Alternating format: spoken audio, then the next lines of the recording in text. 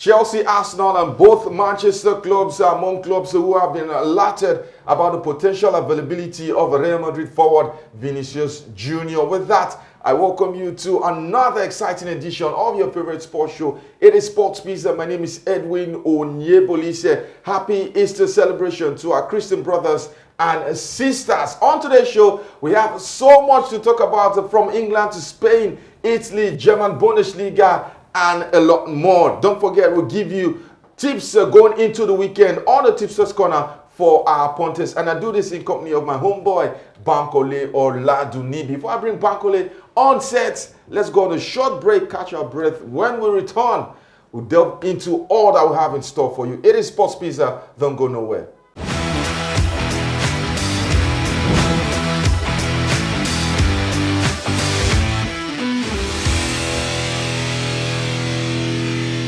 Welcome back from that short break. It's time to introduce my homeboy Bankole Oladuni. Banky, welcome. How you doing? Edwin, it's good to be here once again. It was another weekend of club football. Yeah, I'm not sure how much I missed it. Are you serious? Yeah, like I said on the last time we were here, it was it was a welcome addition, or would you say a welcome distraction? Yes, yeah. From club football that the international break provided. I thought club football was moving at a pace that I was not really enjoying, and that change of pace gave me because Milan were we won our game. But before that, Milan were. No, it's not even because of Milan. I just thought like club football was moving at a pace that I was not really enjoying at that moment, and that change of pace with the international football, it was like you said, a welcome distraction. But yeah, club football being back, it started off with a blaze, and that's exactly what keeps us going. All right, talking about starting off with a blaze, Banky, Manchester City 4, Liverpool 0, FA Cup quarter-final. I don't want us to dwell on the competition, but let's talk about Liverpool. And you look at the loss and the manner of loss. It's not just an isolated incident. From the early parts of the season to this particular moment, the manner of losses are indefensible. And the question is, will Arne Slot be Liverpool's manager at the start of next season? I don't think he will be. I think reading the Premier League has given him a lot of credits, and these are credits that has been used up by the amount of losses he has accumulated this season. 10 losses, that's a record for Liverpool in the Premier League. And you look at the performance also, and I think that's the biggest indicator as to whether he will be at the club next season or not. I think even in some losses, you could clearly see that the performance level was still at a level where they can build upon. Even with the loss, but the loss against Man City, it was quite clear that the manager looked clueless. It was quite clear that the players are not in sync with whatever the manager is trying to put in place. And I think that is the biggest sign that this is a project that has lost its bearing. This is a project that the leader of the project has lost its bearing. And I thought Van Dijk comments, after the loss also. He also said a lot about the situation. I think when you have a player come out, in every press conference, saying, "Oh, we have let down the fans, we have let down the manager, we have let down we have let down ourselves." As much as we can blame the coach, the players also have a large share. Look, I'm not saying the players should be absolved of blame. I'm saying the leader of this team, the person in charge of putting things in place, is the manager. He got credit for winning the Premier League title. I think he should also. The players also got credit. No. I think he should also. No. When you look at the amount of criticism that has come upon Liverpool this season, a lot has gone to Florian Wirtz, a lot has gone to Mo Salah. Hell, a lot has even gone to Virgil van Dijk. And these are I don't think the manager has come under the heat that Salah has come under. I don't think he has. For every loss, I don't think he has. For every loss, you have Liverpool fans chanting you'll be sacked, or on social media saying slot out, blah blah blah. So maybe it's taking us back to the 90s and commenting like that. Maybe on social media, but I don't think social media is the metric to judge. But you have millions of fans on social media. The fans in the stands have backed the manager. The people who are saying you'll be getting sacked in the morning are the opposition fans who have continuously put out that chant. But I think he has been backed by the fans, and I think they have done well not to make Anfield a toxic environment. So you look at the criticism Salah has come under. Even Salah, Deservedly so. exactly, that's what I'm saying. Deservedly so. Salah criticism has been a bigger news than whatever it is that about Arne Slot. We've had pundits like Jamie Carragher without a whole segment dedicated to Salah. You've had Florian Reeds. It was also Salah's situation was also exacerbated by his public criticism of the club and the coach. So you can't blame pundits when you come hard on Salah. You have Florian Reeds, who has also been labelled one of the biggest flop.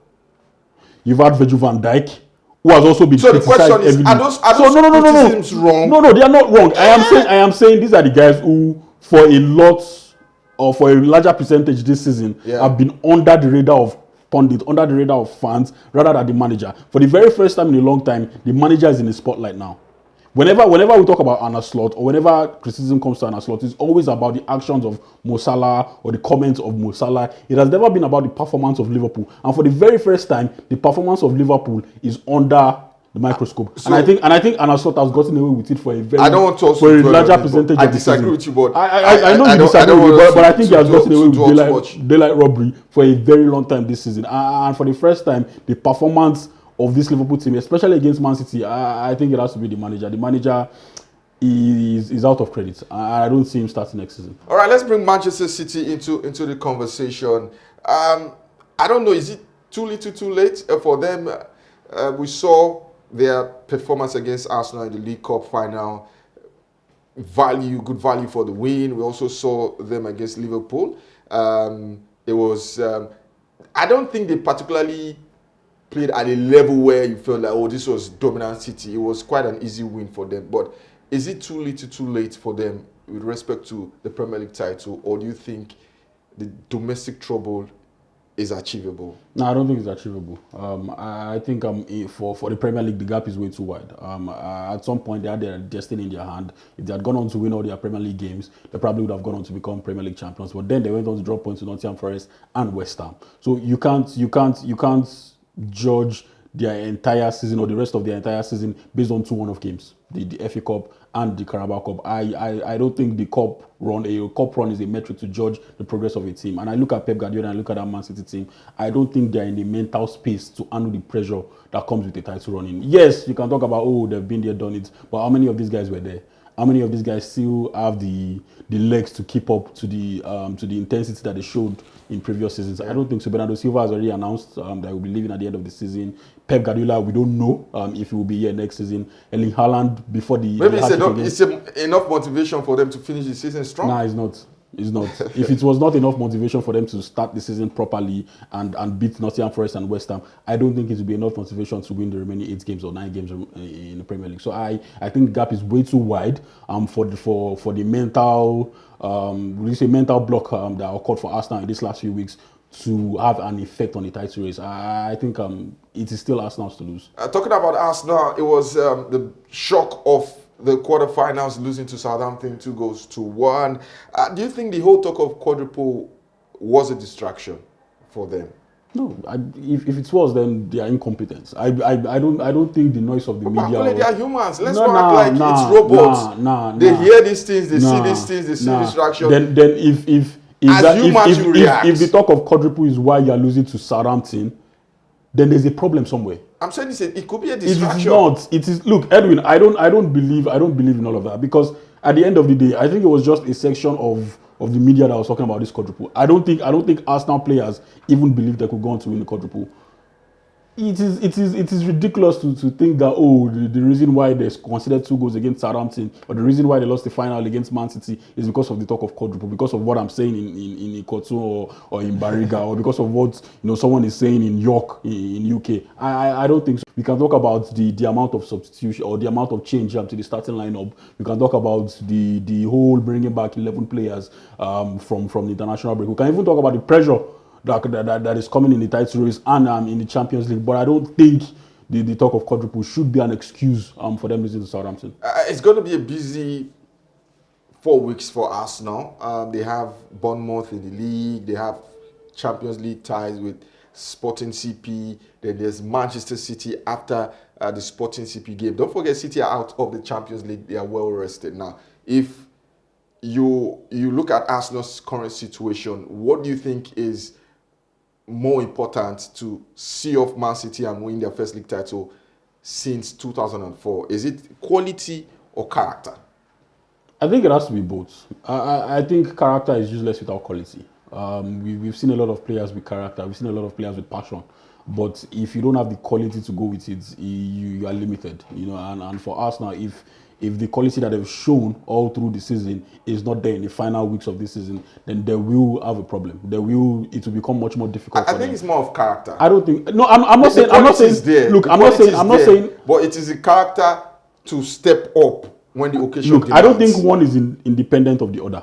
I think they work hand in hand. I don't think you can use only character in the final few weeks to win the league, because you are going to meet a lot of teams with probably character also. You're going to. Are you telling me Sporting CP won't show up with character against Arsenal? Are you telling me a bunch Man City at the Etihad won't show up with character? There are a lot of teams who will show up with character against you. At the end of the day, the only thing that can separate you and these other teams, especially when you consider how marginalized the football is in 2026, the only thing that can separate all these teams is quality. And Arsenal, if they do not show this quality in the final few weeks, it's going to become much more difficult than anybody expects. You can talk about mentality, you can talk about quality, about character, you can talk about perseverance.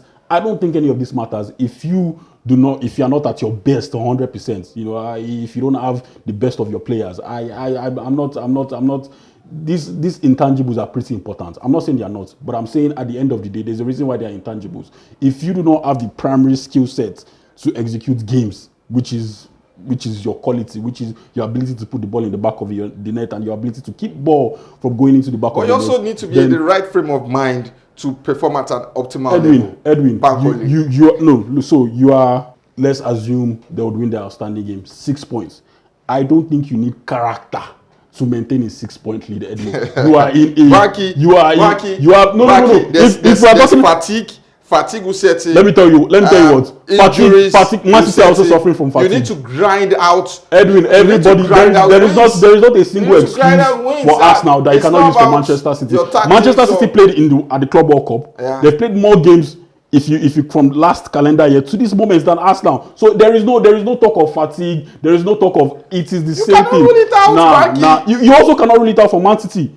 That's what I'm saying. Like, you are on the same scale. Everybody has the same level of character as you. Everybody has the same level. Everybody has the same level of perseverance. Everybody. There are some clubs that you'll be facing that also have their own objective of the season going into the final weeks. So I'm not saying character is not important. I am just saying at the end of the day, the only thing that you can count on, the only thing that you can bet your money on, is your quality coming through at the end of the day. It is not your character is not going to help you put the ball in the back of the net. Your character is not going to help you build up from the back and score a goal. Your character is not going to help you stop a goal stop you from conceding a goal. It is your quality. It is your quality on the field of play. Unfortunately, we don't have enough time to.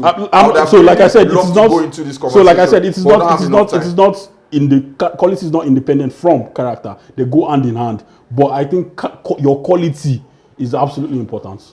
All right, we need to go on our very first break. It's been a very interesting conversation. What do you think? Let us know in our comment section. You can see our social media handles on your screen. When we return, there's plenty more on the show. It is Sports Pizza.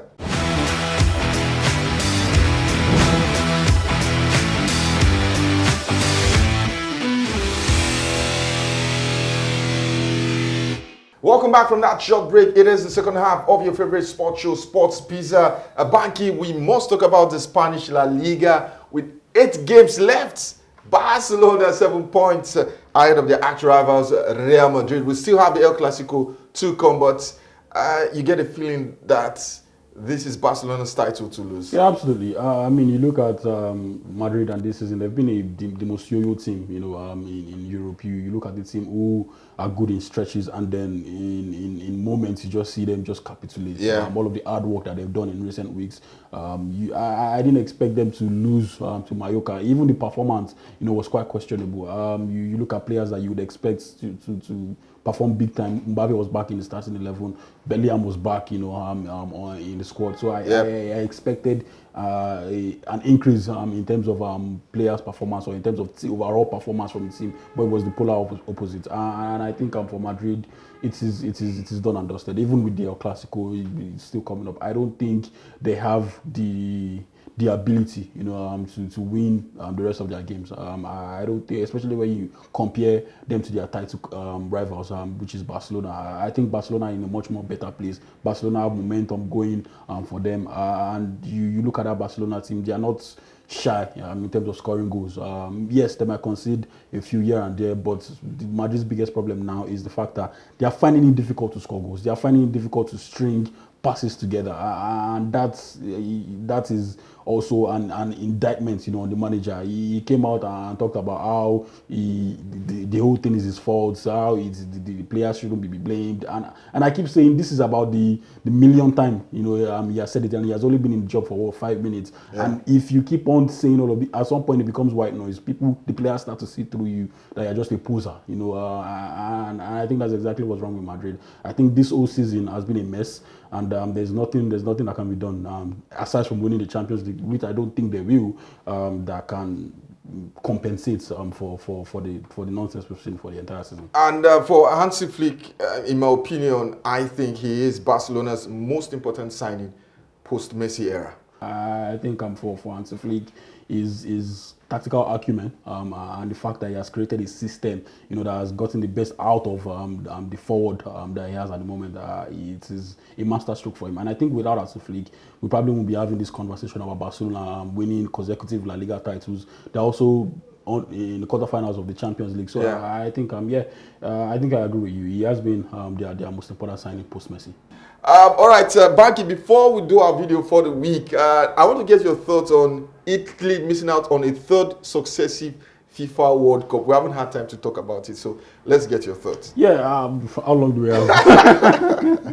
Well, for Italy, just quickly, I think this is the problem that have shown a lot of symptoms, the sickness that have shown a lot of symptoms over the years. People have talked about missing out on 3 consecutive World Cups, but you remember 2010 and 2014, they were absolutely abysmal. So it was something that was going to happen if drastic action was not taken, and that was exactly what happened. You look at Italy, you look at talent development, you look at even forget talent development, forget the league. Look at the people in charge of football in Italy. It is a mess. I saw a video of someone who went to the Serie A office and there was nobody around. It was empty. And that shows you the state of Italian football, the level of corruption, the infrastructure also is all over the place. And this is not because the clubs are not winning. It's because the governments have put in policies in place to make things much more difficult for clubs, to strive. And I think for a very long time, it is going to be like this. It is not to sack Gattuso. It is not for Buffon to resign. It's not for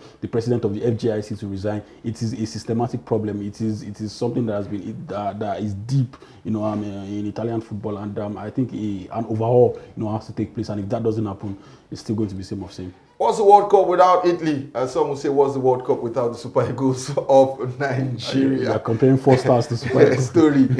4 stars. They don't qualify.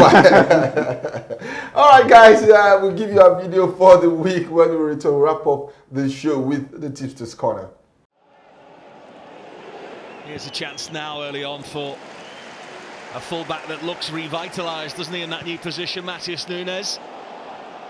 And he took no opportunity to play that one long towards Salah. And he could be in here, Mohamed Salah.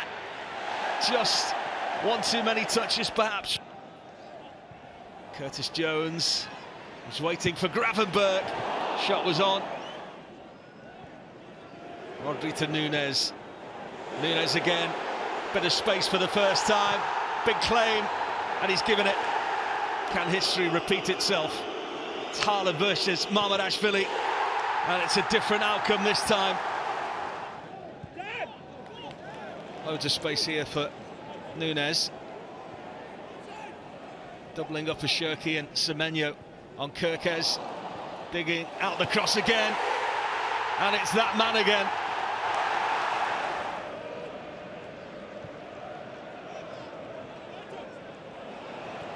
Shirky finds Semenyo, and the flag stays down, and the tie could just have gone beyond Liverpool. Here's Salah. It's a good save that from Trafford. The outside of the left peg of Mo Salah. Here's Doku. Finds O'Reilly. He's in Oceans. Finds Haaland, who gets his hat-trick.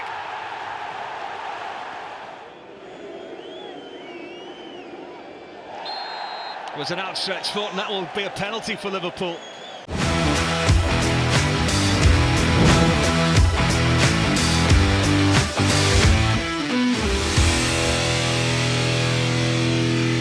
Yes, we're back. It's the final lap of the show. It is time for the Tipsters Corner. And for Pontus, we have 2 games lined up for you on this segment of the show. It is Chelsea versus Manchester City at Stamford Bridge. And of course, in Italy, it is high-flying Como versus runaway leaders Inter Milan. Yeah, runaway leaders. Runaway leaders. but for Chelsea against Man City, I think, like my saying, align yourself in the way of goals. That's exactly what we'll be seeing in this game. Both teams will score. I think just like we saw in the first leg, where it played out as a 1-1 draw. I think in their last 5 matches, both teams have registered goals in about 4 or 5. You look at these are 2 teams who also, have the perplexity to be in high-scoring games. Over 2.5. Also seems like something that you can add to your ACA. I don't want to back any team in particular because they are quite unpredictable. So just align yourself in the way of goals, like I said. But Como Inter, I think you can give Inter to score. I think both teams to score also is something that you can go on this one. Draw over 2.5 is also something. But Como has also struggled, against the top 2 teams, against the loss, against Milan, and also drew at the San Siro. But against Inter Milan, I think Inter are in a much more better place to navigate the troubles of Como. But yeah, I think you can back yourself with Inter in this game, maybe a double chance or a double chance on over 1.5. But most of all, just go with goals also in this particular encounter. Remember to always bet responsibly. We are not to be held accountable for any bet loss. You have to be 18 years and above. We'll give you expert analysis on the possible outcomes of these games. We can go on and on and on and on, but they say time flies when you're having fun. Banky, always a pleasure having you on the show. It's always good to be here. It's always nice doing this with you. And from me to our audience, have yourself a lovely, lovely weekend. Do have a fantastic sporting week. Enjoy all of the actions. We'll see you same time next week. God bless you.